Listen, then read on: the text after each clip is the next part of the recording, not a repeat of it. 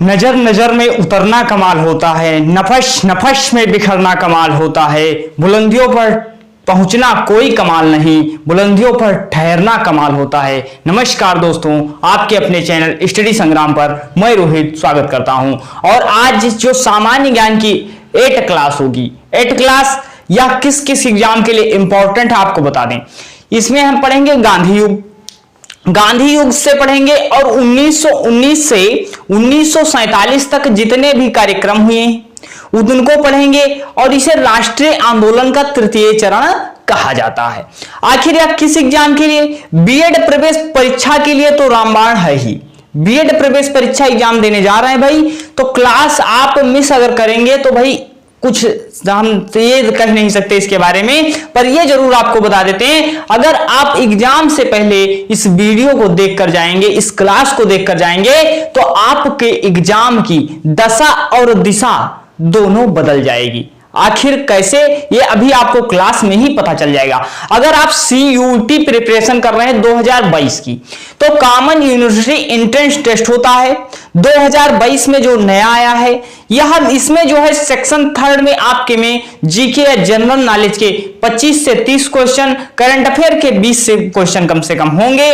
तो आपके लिए बता दें कि जनरल नॉलेज में कुछ नहीं पूछा जाएगा, यहीं से भी प्रश्न बन सकते हैं। तो भाई CUT की भी प्रिपरेशन कर रहे हैं तो सारी सामान्य ज्ञान की क्लास देख डालिए। ये 8 नंबर की क्लास है, प्लेलिस्ट में सारी पड़ी है, देख डालिए। उसमें बीएड तो लिखा है पर आप CUT के लिए भी देख सकते हैं। तो चलिए शुरू करते हैं अपनी क्लास को। अब गांधी जी के बारे में, भाई ऐसा कौन सा एग्जाम है जहां गांधी जी के बारे में ना पूछा जाए? तो गांधी जी के बारे में पूछा जाएगा। तो सभी एग्जाम के लिए इंपॉर्टेंट हो सकती है एक क्लास, क्योंकि क्लास में कुछ छोड़ा ही नहीं गया। बात करेंगे 1919 से 1947 की, तो इसे क्या कहा जाता है? इसे भारतीय राष्ट्रीय आंदोलन का तृतीय चरण कहा जाता है। अब तृतीय चरण कहा जाता है और क्या है, इसे गांधी युग की भी संज्ञा दी जाती है। 1919 से 1947 का कार्यकाल जो होता है, इसे क्या कहा जाता है? इसे जो है गांधी युग की संज्ञा दी जाती है। बात करेंगे गांधी जी के बारे में। आखिर गांधी जी कौन थे? गांधी जी का जन्म कहां हुआ था? गांधी जी के पिताजी कौन थे? आखिर गांधी जी ने कौन सी शिक्षा धारण की थी? तो गांधी जी के बारे में जानेंगे। तो गांधी जी का जन्म कब होता है? आप लोग जानते होंगे गांधी जी का जन्म कब होता है? 2 अक्टूबर 1869 को होता है। 2 अक्टूबर 1869 को होता है। और कहां होता है? गुजरात के पोरबंदर में होता है। जन्म कहां होता है? गुजरात के पोरबंदर में होता है। और इनका पूरा नाम सर क्या था? गांधी जी का पूरा नाम क्या था? मोहनदास करमचंद गांधी। इनका पूरा नाम सर क्या था? मोहनदास करमचंद गांधी था, जिनका जन्म 2 अक्टूबर 1869 को गुजरात के पोरबंदर में होता है। समझ में आ गई बात? अब इनके पिता का क्या नाम था? इनके पिता का क्या नाम था बताइए? तो इनके पिता का नाम जो हो जाता है करमचंद गांधी हो जाता है। इनके पिता का नाम करमचंद गांधी हो जाता है। इनकी माता का नाम क्या था? माता का नाम जो था पुतली बाई था। कहीं कहीं प्रश्न पूछा जा सकता है। मतलब पिता का नाम करमचंद गांधी, माता का नाम पुतली बाई था। और पत्नी का नाम क्या था? भाई 13 वर्ष की अवस्था में लगभग जो होता है इनकी शादी हो जाती है, इनका विवाह हो जाता है। आखिर किससे होता है? तो कस्तूरबा गांधी से होता है। तो भाई 13 वर्ष में शादी हो जाती है, आखिर जिससे शादी होगी वही तो पत्नी होंगी। तो कस्तूरबा गांधी से जिससे शादी होती है, तो कस्तूरबा गांधी कौन होती हैं? इनकी 13 वर्ष की उम्र में इनकी शादी हो जाती है और यह कस्तूरबा गांधी इनकी पत्नी होती हैं।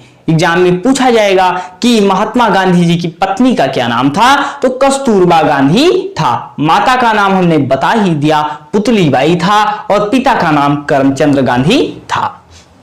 या क्या था? इन्होंने बैरिस्टर जो है शिक्षा ग्रहण की, जिसे लॉ कहते हैं, या समझ लीजिए एक वकील भी थे, या ये जो एक वकील भी थे, यह चीज आप नोट कर सकते हैं। या क्या थे? एक वकील थे। ये चीज आप जान सकते हैं, वकील थे। अब बैरिस्टर की उपाधि, अब एक मुकदमे के कारण या कहां जाते हैं? तो मुकदमे के कारण या दक्षिण अफ्रीका में जाते हैं। 1893 में या भारत से दक्षिण अफ्रीका को मुकदमे की पैरवी के लिए जाते हैं। अब 1893 में जब दक्षिण अफ्रीका जाते हैं तो वहां कितने साल रहते हैं यह भी तो मायने रखता है। तो भाई 1915 में फिर वापस आते हैं, 1893 में जाते हैं। पूछा जाएगा एक क्वेश्चन यहां से पूछा जाएगा कि 1904 में फीनिक्स आश्रम की स्थापना किसने की थी। फीनिक्स आश्रम की स्थापना 1904 में महात्मा गांधी द्वारा दक्षिण अफ्रीका में की जाती। भाई 1893 में गांधी जी दक्षिण अफ्रीका चले जाते हैं और वहीं पर जब 1915 में भारत आते हैं तो 1893 से 1915 के बीच लगभग 21 से 22 वर्ष बन रहे हैं या भारत जो रहे दक्षिण अफ्रीका में। तो उसी बीच वहां पे भी इन्होंने आंदोलन किए। तो वहां पे एक था 1904 में एक प्रश्न पूछा जाएगा कि फीनिक्स आश्रम की स्थापना किसने की। तो फीनिक्स आश्रम की स्थापना महात्मा गांधी द्वारा की जाती है। फिर 1915 में क्या होता है या भारत आते हैं। 1915 में 9 जनवरी 1915 को भारत आते हैं और भारत आने से या क्या है भारत आए थे 9 जनवरी 1915 को। अब जब 9 जनवरी 1915 को भारत आते हैं उसी दिन भारत में भारतीय प्रवासी दिवस मनाया जाता है। नोट कर लीजिए पॉइंट कि जब महात्मा गांधी भारत आते हैं 9 जनवरी 1915 को तो उसी दिन को हम जो क्या है भारतीय प्रवासी दिवस के रूप में मनाते हैं। बात करेंगे जब महात्मा गांधी जो है भारत आते हैं उस समय प्रथम विश्व युद्ध चल रहा था।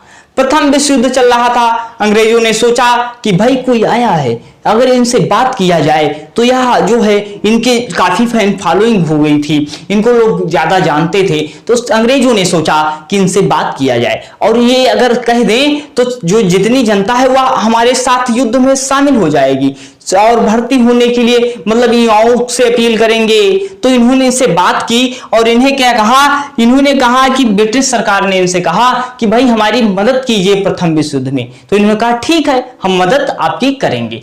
तो ये इन्होंने काफी चीजें कहा, युवाओं से कहा भाई भर्ती हो जाओ और सारी चीजें आप युद्ध करो, हम लोग इनसे बाद में जो अपने योग्य होगा मतलब कुछ मांगेंगे जो हमारे पास कमी होगी उसके कारण। तो ब्रिटिश सरकार की मदद करते हैं या तो ब्रिटिश सरकार की जब मदद करते हैं तो भाई जब आपकी कोई मदद करेगा तो आप उसे कुछ देंगे तो ही भैया उसके प्रतिफल के रूप में उसे आप कुछ देना पड़ेगा। तो इन्होंने इनको क्या दिया आखिर जो सरकार ने, तो केसर-ए-हिंद की उपाधि दी थी। केसर-ए-हिंद की उपाधि आपसे पूछा जाएगा ब्रिटिश सरकार ने केसर-हिंद की उपाधि किसे दी, तो महात्मा गांधी को दी थी। और इन्होंने किसके उपलक्ष्य में 1914 में लगभग जो है विश्व युद्ध होता है, विश्व युद्ध चलता है 1914 से 18, 15 में भारत आते हैं और या युवाओं से या जनता से जो अपील करते हैं और प्रथम विश्व युद्ध में भाग लेने को कहते हैं, उसी के कारण 19 जो होता है केसर-ए-हिंद की उपाधि महात्मा गांधी जी को दी जाती है। 1916 में जो महात्मा गांधी जी होते हैं या क्या करते हैं, साबरमती आश्रम की स्थापना करते हैं। साबरमती आश्रम की स्थापना करते हैं, अहमदाबाद के निकट करते हैं। साबरमती नदी के किनारे साबरमती आश्रम की स्थापना कौन करता है, महात्मा गांधी करते हैं 1916 में। 1916 में करते हैं। काफी इंपॉर्टेंट है, आपसे डायरेक्ट पूछा जाएगा कि साबरमती आश्रम कहां है, तो आप अहमदाबाद या अहमदाबाद के किनारे ऑप्शन नहीं मिल सकता है या साबरमती नदी के किनारे ऑप्शन मिल सकता है आपको। ये चीज बिल्कुल इंपॉर्टेंट है। अब क्या है, जो इन्होंने आते ही इन्होंने क्या भैया आंदोलन, जो चीज गलत लगेगी उसका कोई आंदोलन करेगा ही चाहे जो, तो आंदोलन इन्होंने भी किया। 1917 में जो होता है, 1917 में इन्होंने चंपारण सत्याग्रह बिहार में किया। बिहार में चंपारण है, वहां पे जो चंपारण सत्याग्रह किया। चंपारण सत्याग्रह किसानों का आंदोलन था जो नील की खेती से संबंधित था। अब चंपारण सत्याग्रह होता है, यह सफल रहता है, यह सफल रहता है। फिर उन्होंने जब आप कोई कार्य करेंगे सफल हो जाएगा तो आप दूसरा कार्य उसी पे और करेंगे। इन्होंने 1917 का चंपारण आंदोलन सफल रहता है। आपसे पूछा जाएगा कि गांधी जी ने दक्षिण अफ्रीका से भारत जब लौटे पहला आंदोलन कौन सा किया था, तो पहला आंदोलन चंपारण आंदोलन करते हैं 1917 में करते हैं। फिर इन्होंने खेड़ा आंदोलन कब किया, तो खेड़ा आंदोलन 1917-18 में करते हैं। खेड़ा आंदोलन कब करते हैं, 1917, 1918 में करते हैं। अब बात करेंगे और इसी के बीच क्या करते हैं भाई, जब इन्होंने किसानों की समस्याओं को सुलझाया तो जब भाई जो उद्यमी थे, उद्यमी जो श्रमिक से अधिक कार्य लेते थे, श्रमिकों ने सोचा भाई जब ये किसानों की समस्याओं को सुलझा सकते हैं तो श्रमिकों भाई गांधी जी के पास दौड़े गए। तो गांधी जी से कहा कि भाई हमारी भी समस्या है कि हमसे ज्यादा काम ले रहे हैं, 8 घंटे की बजाय पूरा रात पूरा दिन काम लेते हैं, ओवर टाइम का पैसा भी नहीं दे रहे हैं, भाई किस तरह है। तो इन्होंने अहमदाबाद मजदूर के लिए भी आंदोलन किया और यह भी आंदोलन सफल रहा। अब ये तीनों आंदोलन के सफल रहे। भाई जब कोई आंदोलन है, कोई कार्य आपका सफल रहेगा तो आप में मनोबल बढ़ता जाएगा, तो आप कुछ ना कुछ और आगे करते जाएंगे। अब बात करेंगे जो 1900 आपसे डायरेक्ट पूछा जाएगा 1917 में कौन सा आंदोलन होता है, तो चंपारण। 1917-18 में खेड़ा आंदोलन होता है। बात करेंगे 1919, जब 1917-18 की बात हो जाती है उसी समय क्या होता है, 1919 की बात है। 1919 में जो है रोलेट एक्ट आता है। 1919 में रोलेट एक्ट आता है। उसमें क्या है कि भाई आप खड़े हैं, आप खड़े हैं, आपको हम नहीं पसंद करते हैं, या ब्रिटिश सरकार द्वारा आप कुछ उनकी अवहेलना कर रहे हैं, तो ब्रिटिश सरकार आपको बताए बगैर जेल में डाल देगी, जेल में डाल देगी। रोलेट एक्ट भाई एक ऐसा कानून था, लोगों में आक्रोश हुआ कि ऐसा कानून नहीं चलेगा, विद्रोह होने लगे, जगह जगह पर विद्रोह होने लगे, ऐसा हुआ। अब जब विद्रोह होने लगे तो क्या होता है भाई, ऐसे थे तो यहां पे होता है जो इसमें पंजाब की बात है, तो पंजाब में क्या है कि डॉक्टर सैफुद्दीन, डॉक्टर सत्यपाल मलिक एक काफी प्रसिद्ध आदमी थे वहां के, तो इन्होंने क्या ये भी आंदोलन करते हैं, या भी आंदोलन करते हैं। तो इनको क्या करता है, या रोलेट एक्ट के विरोध में या भी जो है आंदोलन करते हैं, तो इन्हें क्या है गिरफ्तार कर लिया जाता है। इन्हें क्या है ब्रिटिश सरकार द्वारा गिरफ्तार कर लिया जाता है। अब भाई जब इनको गिरफ्तार कर लिया, जब आपके नेता को गिरफ्तार कर लिया जाए, पंजाब के सक्रिय थे उस समय, तो जब उनको गिरफ्तार किया गया, सोचा भाई जनता ने सोचा कि भाई इनको गिरफ्तार कर लिया तो हम कौन होते हैं, बात तो सही है। तो इन लोगों ने क्या कहा कि सभी लोग 13 अप्रैल को अमृतसर के जलियांवाला बाग में इकट्ठा हो जाओ, बात कर ली जाए कि कैसा कैसा रणनीति किया जाए जो इस एक्ट के खिलाफ हम लोग मिलकर लड़ा जाए। बात सही थी। तो ये सब लोग मिलकर के 13 अप्रैल 1919 के में जलियांवाला बाग अमृतसर में पहुंचते हैं। अब सभी लोग पहुंच जाते हैं और ये जो जनरल डायर था इसे पता लग जाता है।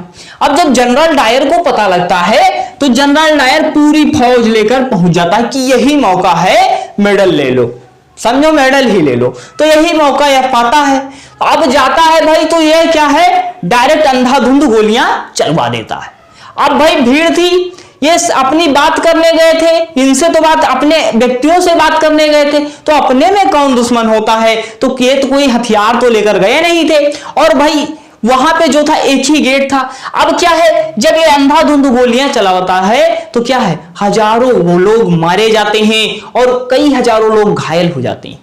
अब जब घायल हो जाते हैं तो क्या होता है भाई, 13 अप्रैल को अमृतसर में जलियांवाला बाग हत्याकांड होता है। जलियांवाला बाग पूछा जाएगा हत्याकांड कब होता है सर, तो 13 अप्रैल 1919 में होता है। जलियांवाला बाग जो है रोलेट एक्ट के विरोध में लोग संगठित हुए थे बात करने के लिए, या आखिर क्या किया जाए ये चीज होती है। तो जनरल डायर ने आपसे पूछा जाएगा जलियांवाला बाग हत्याकांड में गोलियां किसने चलवाई थी, तो यह कौन था, या जनरल डायर था। या कौन था, जनरल डायर गोलियां चलवाता है। अब भाई जब गोलियां चलवा दी, वैसे पहले से विद्रोह था, लोगों में आक्रोश और बढ़ गया, ये कैसे कर सकते हैं भाई, झूठी बात तो है थी नहीं, हजारों लोग भाई मारे जाते हैं और निहत्थे वो भी। फिर पूरे भारत में आक्रोश पैदा हुआ कि भाई ऐसा नहीं होने देंगे, ऐसा नहीं चलने देंगे। अब क्या होता है, तो जब पूरा आक्रोश पैदा हो जाता है, ब्रिटिश सरकार डर जाती है। ब्रिटिश सरकार डरी हुई थी, ब्रिटिश सरकार पहले से डरी हुई थी और डर गई। अब क्या होता है, जो लॉर्ड हंटर होते हैं, इनकी अध्यक्षता में हंटर आयोग की नियुक्ति कर दी जाती है। हंटर आयोग की नियुक्ति कर दी जाती है। लॉर्ड हंटर की अध्यक्षता में हंटर आयोग की नियुक्ति कर दी जाती है। अब हंटर आयोग से कहा जाता है भाई जलियांवाला बाग में, अब जैसे आप ही हैं, आपसे कोई कार्य कहा गया, आप जानते हैं कि हमने गलत किया है, तो आप क्या करेंगे, या आपके व्यक्ति द्वारा कोई गलत हुआ है तो आपको पता है, तो आप क्या करेंगे? जब भाई कुछ विद्रोह को रोकना है या कुछ जो कारण है उन्हें दिखाना है, तो आप क्या करेंगे? आप कहेंगे इसका कोई निवारण निकाला जाए। तो इन्होंने भी एक निवारण निकाला कि ऐसे इनको सांत्वना दे दो भारतीयों को। अब इन्होंने क्या कहा? हंटर आयोग की नियुक्ति कर दी। कहा भैया जाओ ये पता करो कि ये जो सही हुआ है या गलत हुआ। इन्हें पता था कि गलत हुआ है, लेकिन तब भी इन्होंने कहा कि जाओ पता करो या सही है या गलत है। तो हंटर आयोग जो आता है, लॉर्ड हंटर की अध्यक्षता में आता है, वह क्या करता है? इसकी जांच करता है और क्या बताता है, या इसे जनरल डायर को क्या घोषित कर देता है कि सही है। जनरल डायर ने वैसे गोलियां नहीं चलवाई, जनरल डायर बिल्कुल सही थे, यह बिल्कुल घोषित कर देता है कि जनरल डायर ने गोलियां बिल्कुल जानबूझकर नहीं चलवाई, सही से चलवाई थी। यह विद्रोह होने जा रहा था, यह विद्रोह हो जाता अगर जनरल डायर गोलियां न चलवाते। ऐसा कारण इन्होंने बताया, भाई गलत रिपोर्ट दे दी इन्होंने। अब क्या था? तो और विद्रोह हुआ, सभी लोग जितनी उपाधि थी सब वो वापस करने लगे। उसी के चरण में उपाधि है, कोई सरकारी नौकरी की उपाधि त्यागने लगे। अब भाई ये सारी चीजें होती, सरकारी नौकरी भी त्यागने की नौबत आ गई सभी को कि भाई जो सरकारी नौकरी भारतीय कर रहे हैं वह भी त्याग दें। तो ये चीजें होती हैं। तो उसी बीच में रविन्द्रनाथ टैगोर क्या हुए, इन्हें नाइटहुड की उपाधि मिली थी। यह भी नाइटहुड की उपाधि जो है ब्रिटिश सरकार को वापस कर देते हैं। कहते हैं भाई हमारे व्यक्तियों को इस तरह मारा जाए फिर हमें एक उपाधि दे रहे हो, तो यह क्या, यह तो गलत बात होती है। तो रविन्द्रनाथ टैगोर जो है नाइटहुड की उपाधि त्याग देते हैं। इसी बीच के गांधी जी भी केसरे हिंद की उपाधि त्याग देते हैं। पूछा जाएगा कि जो जलियांवाला बाग हत्याकांड हुआ था उसमें नाइटहुड की उपाधि किसने वापस की? तो रविन्द्रनाथ टैगोर। केसरे हिंद की उपाधि किसने वापस की? तो वह केसरे हिंद की उपाधि कौन है? गांधी जी वापस कर देते हैं, लौटा देते हैं। अब बात करेंगे जो है असहयोग आंदोलन की। जब विद्रोह था ही, विद्रोह काफी था, गांधी जी बहुत परेशान थे कि ऐसा विद्रोह हो रहा है, क्या किया जाए। और या इन्होंने हिंसा करने का, भाई हिंसा तो करने नहीं थी ने, ये कह देता है हिंसा के पुजारी थे भाई। तो क्या था कि असहयोग आंदोलन जो है इन्होंने शुरू किया। असहयोग आंदोलन कब शुरू होता है? डायरेक्ट आपके एग्जाम में आता है कि असहयोग आंदोलन सर कब शुरू होता है? तो असहयोग आंदोलन 1 अगस्त 1920 को शुरू होता है। असहयोग आंदोलन कब शुरू होता है? 1 अगस्त 1920 को शुरू होता है। अब असहयोग आंदोलन शुरू होता है, इसमें क्या होता है? इसमें जो है इन्होंने कहा कि भाई जो जितने आप उत्पीड़न हमारे साथ कर रहे हैं सभी उत्पीड़न बंद कर दीजिए। इन्होंने कहा जब 1 अगस्त 1920 से हुआ, 2 साल तक लगभग चला। 1922 में या फरवरी 1922 की बात है, यह एक पत्र लिखते हैं गांधी जी। कहते हैं कब तक हम आंदोलन चलाएंगे, कुछ हो भी नहीं रहा है। कुछ परिवर्तन तो हुए पर जितनी अपेक्षा की गई उतना नहीं हुआ। अब ये कहते हैं कि भाई कुछ तो होगा। अब इन्होंने पत्र लिखा ब्रिटिश सरकार को पत्र लिखा और कहा कि फरवरी 1922 में कहा अगर आप सारी उत्पीड़न नीतियां वापस नहीं करते हैं तो यह विद्रोह काफी और बड़ा होगा और जगह जगह सारी चीजें आपके जब मतलब नौकरी है आपकी जो धारण की वह भी बहिष्कार कर दी जाएगी, विदेशी कपड़े जितनी सारी चीजें सब कुछ बहिष्कार कर दिया जाएगा। भाई इन्होंने बिल्कुल डरावना चेतावनी दी इन्हें। अब चेतावनी दी, 7 दिन भी नहीं पूरे हुए इनकी चेतावनी को मान जाते, अंग्रेज मान सकते थे, वो जो है डर सकते थे। पर इन्होंने क्या किया? 5 फरवरी 1922 को, उससे पहले 7 दिन पूरे होने से पहले ही 5 फरवरी 1922 को गोरखपुर में चौरी चौरा कांड हो जाता है। चौरी चौरा कांड क्या होता है? आंदोलनकारी भीड़ जो पहुंचकर 22 पुलिसकर्मी को जो पुलिस चौकी में जिंदा जला देती है। अब 22 पुलिसकर्मी को आंदोलनकारी जो होते हैं जिंदा जला देते हैं। आपसे पूछा जाएगा कि 5 फरवरी 1922 को चौरी चौरा कांड कब होता है? तो 5 फरवरी 1922 को चौरी चौरा कांड कहां होता है? गोरखपुर में होता है।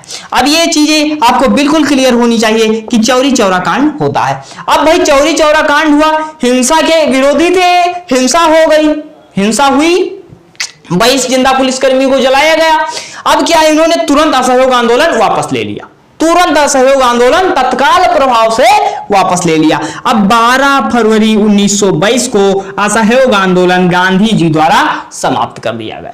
भाई असहयोग आंदोलन तुरंत ही हिंसा हुई, गांधी जी ने समाप्त कर दिया। तो आपसे पूछा जाएगा 1 अगस्त 1920 को असहयोग आंदोलन शुरू होता है और 5 फरवरी 1922 को चौरी चौरा कांड गोरखपुर में हो जाता है, हिंसा हो जाती है, जिसके कारण 12 फरवरी 1922 को असहयोग आंदोलन समाप्त हो जाता है। ये सारी चीजें जो है 1922 तक होती है। अब इसके बाद क्या होता है, जो मार्च 1923 आता है। मार्च 1923 ये डायरेक्ट आप समझिए, पूरी क्लास देखिएगा, फिर आप बताना एग्जाम दे आना कोई, फिर उसमें देखना जो आपका एग्जाम सीयूटी चाहे देने जा रहे हो, चाहे आप बीएड प्रवेश परीक्षा कोई भी एग्जाम देने जा रहे हैं, डायरेक्ट एग्जाम में क्वेश्चन आना निश्चित है। अब क्या है, मार्च 1923 की बात करते हैं। अब जब मार्च 1923 में हम पहुंचते हैं, मार्च 1923 में मोतीलाल नेहरू और चित्तरंजन दास, मोतीलाल नेहरू और चित्तरंजन दास जो है स्वराज पार्टी की स्थापना करते हैं। स्वराज पार्टी का गठन किसने किया था? मोतीलाल नेहरू व सीआर दास मिल सकता है या चित्तरंजन दास मिल सकता है। तो आपसे पूछा जाएगा स्वराज पार्टी का गठन किसने किया, तो 1923 में होता है, इलाहाबाद में होती है, और कौन करते हैं, तो मोतीलाल नेहरू व चित्तरंजन दास करते हैं, स्वराज पार्टी का गठन करते हैं। आखिर इसका उद्देश्य क्या था? कांग्रेस जो था, राष्ट्रीय कांग्रेस में सम्मिलित होकर के चुनावों में भाग लेना था। स्वराज पार्टी का प्रमुख उद्देश्य यही था। अब ये क्या होता है, और एक प्रश्न यहां से पूछा जाएगा कि स्वराज पार्टी की स्थापना जो है मोतीलाल और चित्तरंजन दास, मोतीलाल नेहरू व चित्तरंजन दास करते हैं, पर चित्तरंजन दास को किस नाम से जाना जाता है, तो चित्तरंजन दास को देशबंधु या चित्तरंजन दास को देशबंधु की उपाधि दी जाती है। चित्तरंजन दास को क्या है, देशबंधु की उपाधि दी जाती है। ठीक है, आपसे पूछा जाएगा देशबंधु के नाम से किसे जाना जाता है, तो चित्तरंजन दास को जाना जाता है। अब बात करेंगे 1923 हम पहुंच गए, 1924 में क्या होता है। 1924 में कानपुर में जो है ये क्या होता है, राम प्रसाद बिस्मिल जो होते हैं, राम प्रसाद बिस्मिल, सचिंद्र नाथ सन्याल और चंद्रशेखर आजाद, जिन्हें आजाद कहते हैं, चंद्रशेखर आजाद, जिन्हें कोई नहीं पकड़ पाया ये चीज। अब 1924 में क्या है, तो आखिर कानपुर में HRA का स्थापना होती है। HRA सर क्या है, हिंदुस्तान रिपब्लिकन एसोसिएशन। ये इसका उद्देश्य क्या था भैया, कुछ पैसे व्यवस्था करना, पैसे व्यवस्था करना, क्या कि भैया जो कोई कहीं हथियार मिल जाए, वही क्रांतिकारी आंदोलन करेंगे, तो क्रांतिकारी आंदोलन करेंगे, उसके लिए पैसा चाहिए। पैसा किसके लिए, मतलब उसके लिए कुछ हथियार चाहिए, तो हथियार के लिए क्या चाहिए, पैसा तो चाहिए आपको, तो पैसा इनको चाहिए। तो राम प्रसाद बिस्मिल, सचिंद्र नाथ सन्याल और चंद्रशेखर आजाद जी क्या करते हैं, 1924 में कानपुर में HRA की स्थापना करते हैं। आपसे डायरेक्ट पूछा जाएगा HRA का full form Hindustan Republican association, Hindustan Republican association होता है, और कानपुर में स्थापना होती है, और 3 लोग मिलकर करते हैं। इसका उद्देश्य क्या था, पर मतलब क्या है कि पैसे की व्यवस्था, या आप किताबी भाषा में क्या कहते हैं, यह क्या होता है, काकोरी कांड को सफल बनाता है, काकोरी कांड को सफल बनाता है, यही करता है। अब क्या है, यह जो है HRA का मुख्य उद्देश्य यही था कि मतलब अपने साधन इकट्ठा करना युद्ध के लिए या क्रांतिकारी आंदोलन के लिए।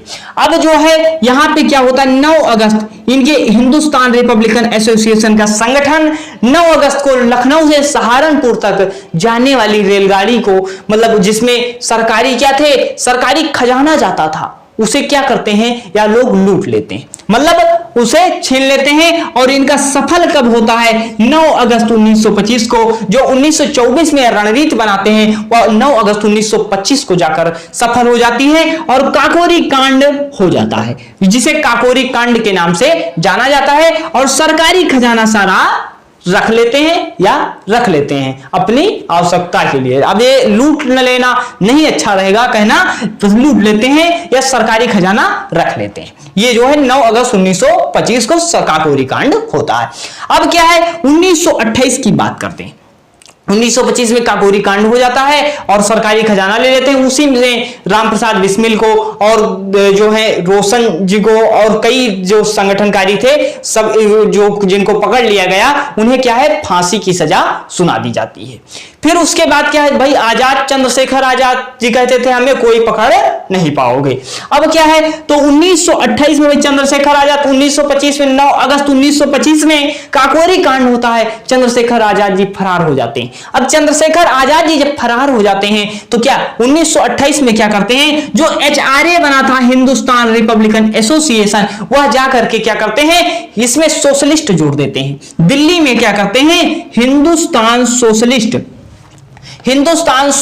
रिपब्लिकन एसोसिएशन का नेतृत्व कौन करते हैं, सोशलिस्ट कौन जोड़ता है, चंद्रशेखर आजाद जोड़ते हैं। चंद्रशेखर आजाद के नेतृत्व में हिंदुस्तान सोशलिस्ट रिपब्लिकन एसोसिएशन का गठन होता है। आपसे पूछा जाएगा हिंदुस्तान सोशलिस्ट रिपब्लिकन एसोसिएशन का गठन, Hindustan socialist Republican association, note कर लीजिए, हिंदुस्तान सोशलिस्ट रिपब्लिकन एसोसिएशन का गठन किसके नेतृत्व में होता है, चंद्रशेखर आजाद के नेतृत्व में होता है।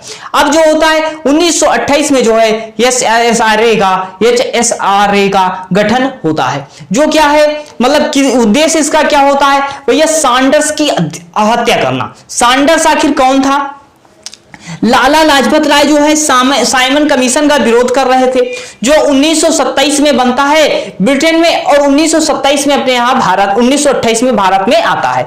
तो साइमन कमीशन का विरोध कर रहे थे लाला लाजपत राय जी। लाला लाजपत राय जी जो है विरोध करते हैं और सैंडर्स लाठीचार्ज का आदेश दे देता है। उसी में जो है लाला लाजपत राय की मृत्यु हो जाती है लाठीचार्ज के कारण। अब लाला लाजपत राय की मृत्यु हो जाती, भाई इनके प्रेमी जितने लोग भाई थे, सभी लोग कहते हैं ऐसा अब नहीं, सैंडर्स को खत्म कर देंगे। सैंडर्स ने यही आदेश दिया था, लाला लाजपत राय इसी कारण मारे गए। तो इन्होंने हिंदुस्तान सोशलिस्ट रिपब्लिकन एसोसिएशन गठन किया और कहा सैंडर्स की हत्या करना मुख्य उद्देश्य हमारा होगा। अब क्या होता है, 12 मार्च 1900 जो यह साइमन कमीशन का विरोध होता है और लाला लाजपत, आपसे पूछा जाएगा साइमन कमीशन का विरोध करते वक्त सबसे पहले मृत्यु लाठीचार्ज वक्त किसकी हुई थी, तो लाला लाजपत राय की हुई थी। अब यहां पे 12 मार्च 1930 में हम पहुंचते हैं। 12 मार्च 1930 में सविनय अवज्ञा आंदोलन शुरू होता है। ये जो चीजें हैं काफी इंपॉर्टेंट चीजें हैं, कोई इधर उधर से अनर्गल चीजें नहीं लाई गई, जो एग्जाम में आ रहा है आपके वही चीज आपको डिलीवर किया जा रहा है। मतलब 12 मार्च 1930 को क्या शुरू होता है, गांधी जी द्वारा सविनय अवज्ञा आंदोलन शुरू किया जाता है, जो क्या होता है ऐतिहासिक नमक सत्याग्रह कहा जाता है। ऐतिहासिक नमक सत्याग्रह, जिसे डांडी मार्च भी आप कह सकते हैं, क्योंकि यह 12 मार्च में शुरू होता है, जिसे डांडी यात्रा या डांडी मार्च आप कहते हैं साधारण भाषा में। तो इसे क्या है, सविनय अवज्ञा आंदोलन आपसे डायरेक्ट एग्जाम में बीएड प्रवेश परीक्षा में पूछा गया है कि जो है कि 12 मार्च 1930 से कब तक चला, तो 12 मार्च 1930 से लेकर के 6 अप्रैल जो है 6 अप्रैल 1930 तक चलता है। 12 मार्च से 6 अप्रैल तक चलता है 78 अनुयायियों के साथ। पूछा जाता है कि महात्मा गांधी जी ने जब सविनय अवज्ञा आंदोलन शुरू किया तो कितने अनुयायियों के साथ शुरू किया, तो 78 अनुयायियों के साथ 12 मार्च 1930 से 6 अप्रैल तक करते हैं, जिन्हें जो कौन होता है, सविनय अवज्ञा आंदोलन शुरू होता है। सविनय अवज्ञा आंदोलन या डांडी यात्रा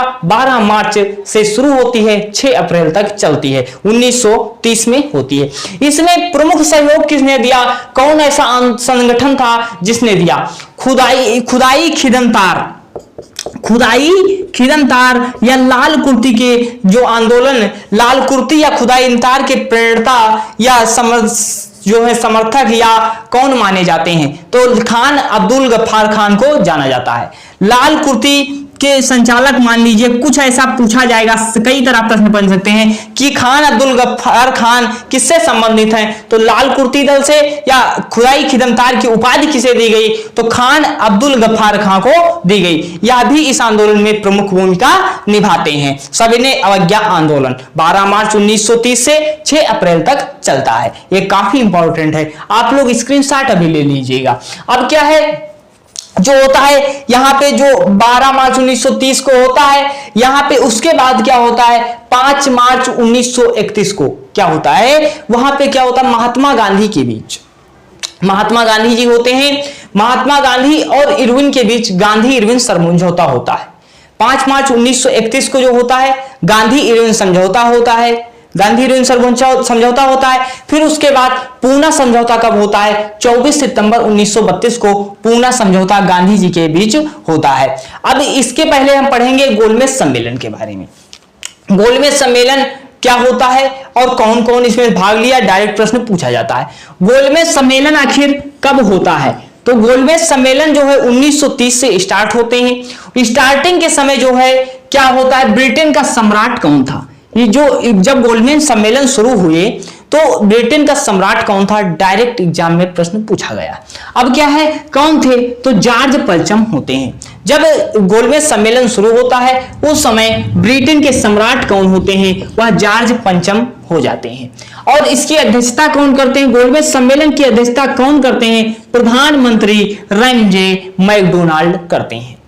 समझ में आई बात कि गोलमेज सम्मेलन जब शुरू होता है इसकी अध्यक्षता कौन करते हैं? प्रधानमंत्री रैमजे मैकडोनाल्ड करते हैं। और ब्रिटेन के प्रधानमंत्री जॉर्ज पंचम जो के होते हैं। ब्रिटेन सम्राट कौन होते हैं उस समय जब गोलमेज सम्मेलन होता है तो वह जॉर्ज पंचम हो जाते हैं। अब क्या है कि 1930 में प्रथम गोलमेज सम्मेलन कब होता है? 1930 में होता है। प्रथम गोलमेज सम्मेलन कब होता है सर? तो 1930 में होता है। 1931 में क्या होता है सर? द्वितीय गोलमेज सम्मेलन होता है। 1903 गोलमेज सम्मेलन होते हैं, 30, 31, 32, 30, 31, 32। तो 1930 में प्रथम गोलमेज सम्मेलन, 1931 में द्वितीय गोलमेज सम्मेलन, 1932 में तृतीय गोलमेज सम्मेलन होता है। समझ में आ गई बात? अब एक प्रश्न यहां से पूछा जाएगा कि तीनों गोलमेज सम्मेलन में आखिर किसने भाग लिया? तीनों गोलमेज सम्मेलन में किसने भाग लिया? सुन लीजिए प्रश्न को।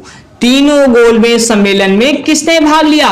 तो डॉक्टर बी.आर. अंबेडकर ने भाग लिया। डॉक्टर भीमराव अंबेडकर जी ने तीनों गोलमेज सम्मेलन में भाग लिया था।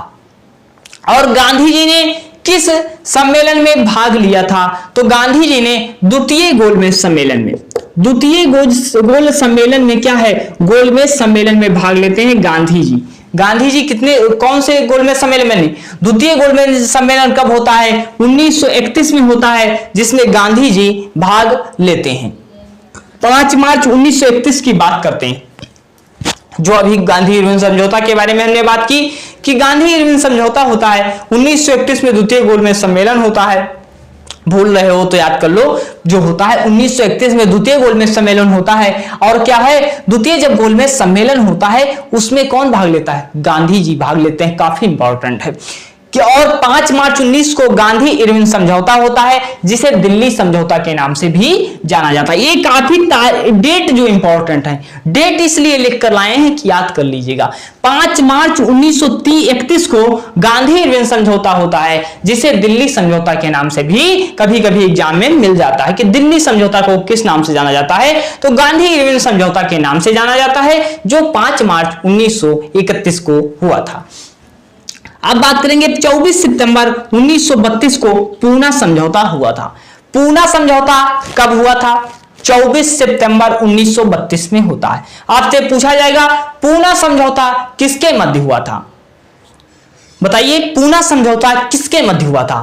तो डॉक्टर भीमराव अंबेडकर व महात्मा गांधी के बीच होता है। महाराष्ट्र के जेल में होता है, एरवंदा जेल, पुणे की एरवंदा जेल में होता है। और क्या है, फिर ये सारी चीजें होती जाती है। काफी इंपॉर्टेंट जो 2 पॉइंट है इसे नोट कर लीजिएगा। आप सारी क्लास या नोट कर लीजिएगा, बार बार रिवाइज कीजिएगा, क्योंकि हम ज्यादा कंटेंट देते हैं, कम समय में देते हैं। ये चीजें हमारी हैं। और 8 अगस्त 1942 को क्या होता है? 8 अगस्त 1942 को भारत छोड़ो आंदोलन शुरू होता है। भारत छोड़ो, अंग्रेजों भारत छोड़ो, या नारा किसने देते हैं? तो महात्मा गांधी जी ही देते हैं। या पूछा जाता है कि भारत छोड़ो आंदोलन किसने शुरू किया? तो महात्मा गांधी ने। भारत छोड़ो नारा किसने दिया? अंग्रेजों भारत छोड़ो या भारत छोड़ो, तो महात्मा गांधी। और भारत छोड़ो आंदोलन कब शुरू होता है? तो 8 अगस्त 1942 को शुरू होता है। और भारत छोड़ो आंदोलन को किस नाम से जाना जाता है सर? तो इसे अगस्त क्रांति के नाम से जाना जाता है। अगस्त क्रांति आखिर क्यों जाना जाता है? तो यह 8 अगस्त को शुरू होता है सर। 8 अगस्त 1942 को जब भारत छोड़ो आंदोलन शुरू होता है, तो 8 अगस्त को, अगस्त में होता है भारत छोड़ो आंदोलन, तो इसे अगस्त क्रांति के नाम से जाना जाता है।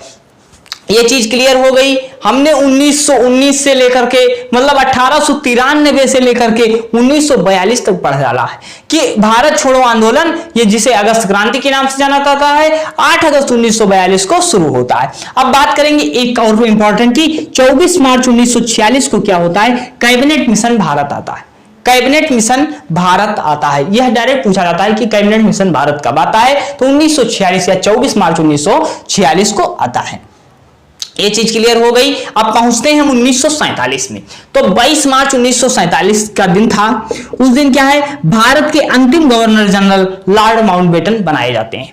22 मार्च 1947 को भारत के अंतिम गवर्नर जनरल लॉर्ड माउंटबेटन बनाए जाते हैं। आपसे पूछा जाएगा कि भारत के अंतिम गवर्नर जनरल कौन थे, तो लॉर्ड माउंटबेटन हो जाते हैं, लॉर्ड माउंटबेटन हो जाते हैं। और यह क्या करते हैं सर, 22 मार्च को आते हैं, माउंटबेटन योजना लाते हैं।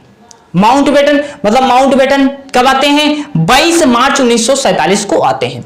माउंटबेटन योजना के तहत भारत व पाकिस्तान का विभाजन होता है या भारत विभाजन की बात होती है। आपसे पूछा जाएगा माउंटबेटन योजना में क्या होता है, तो भारत विभाजन होता है, भारत पाकिस्तान का विभाजन होता है। तो 15 अगस्त 1947 को माउंटबेटन योजना के तहत भारत क्या है, स्वतंत्र घोषित हो जाता है, भारत स्वतंत्र घोषित हो जाता है। यह चीज हमने बिल्कुल क्लियर कर दी कि भारत स्वतंत्र हो जाता है। और 30 जनवरी 1948 को गांधी जी को क्या है, गांधी जी की मृत्यु हो जाती है गोली लगने के कारण। और क्या है, 30 जनवरी 1948 को गांधी जी की मृत्यु हो जाती है। और जो मृत्यु इनकी होती है तो इसे किस दिवस के रूप में मनाया जाता है, 30 जनवरी को अहिंसा दिवस के रूप में मनाया जाता है। आपसे डायरेक्ट पूछा जाएगा कि 30 जनवरी को कौन सा दिवस मनाया जाता है, तो अहिंसा दिवस मनाया जाता है। और भारत अपना आजाद या स्वतंत्र कब होता है, 15 अगस्त 1947 को हुआ है। काफी चीजें हमने बहुत ढंग से प्रयास किया कि आपको अच्छा से अच्छा, बेहतर से बेहतर आपको उपलब्ध कराया जाए और ढंग से चीजें आपके समक्ष परोसा जाए, जिसमें आपका समय ज्यादा न लगे। अब क्या है, कुछ गांधी जी के उपनाम के बारे में हम जानेंगे। अब ये चीजें आप रिवाइज कर लीजिएगा, स्क्रीनशॉट ले लीजिएगा। अब क्या है, गांधी जी के उपनाम के बारे में हम जानते हैं। तो गांधी जी के उपनाम के बारे में क्या होता है सर, राष्ट्रपिता। राष्ट्रपिता कौन कहता है, गांधी जी को राष्ट्रपिता कहा जाता है। तो राष्ट्रपिता की उपाधि कौन देता है, तो सुभाष चंद्र जी बोस देते हैं। राष्ट्रपिता की उपाधि कौन देते हैं, सुभाष चंद्र बोस जी देते हैं। राष्ट्रपिता कौन कहता है गांधी जी को, सुभाष चंद्र बोस कहते हैं। महात्मा की उपाधि, यदि गांधी जी को महात्मा कहा जाता है, महात्मा गांधी कहा जाता है, तो महात्मा की उपाधि कौन देते हैं, तो रविंद्रनाथ टैगोर जी देते हैं। महात्मा की उपाधि कौन देते हैं, रविंद्रनाथ टैगोर जी देते हैं। और बापू जो है, बापू किसने कहा, तो पंडित जवाहरलाल नेहरू। गांधी जी को जो है बापू किसने कहा, तो पंडित जवाहरलाल नेहरू जी गांधी जी को बापू कहते हैं। गांधी जी को अर्धनग्न फकीर की संज्ञा कौन देता है, तो गांधी जी को अर्धनग्न फकीर की संज्ञा विंस्टन चर्चिल देता है। या अर्धनग्न फकीर किसे कौन कहता है गांधी जी को, तो विंस्टन चर्चिल कहते हैं, या ब्रिटेन के प्रधानमंत्री विंस्टन चर्चिल जो हैं कहते हैं। ये चार चीज इंपॉर्टेंट बिल्कुल हैं कि राष्ट्रपिता कौन कहता है सर, तो राष्ट्रपिता सुभाष चंद्र बोस कहते हैं। महात्मा कौन कहता है, रविन्द्रनाथ टैगोर कहते हैं। बापू के नाम से कौन कहता है, तो पंडित जवाहरलाल नेहरू। अर्धनग्न फकीर कौन कहता है, विंस्टन चर्चिल कहते हैं। ये काफी इंपॉर्टेंट क्लास थी भाई, क्लास पूरी देखिए और इसका स्क्रीनशॉट ले लीजिए। स्क्रीनशॉट लीजिए सभी लोग, स्क्रीनशॉट ले लिया। फिर आपको बताते हैं भाई, क्लास अच्छी लगे तो 2 लोगों को शेयर कर देना।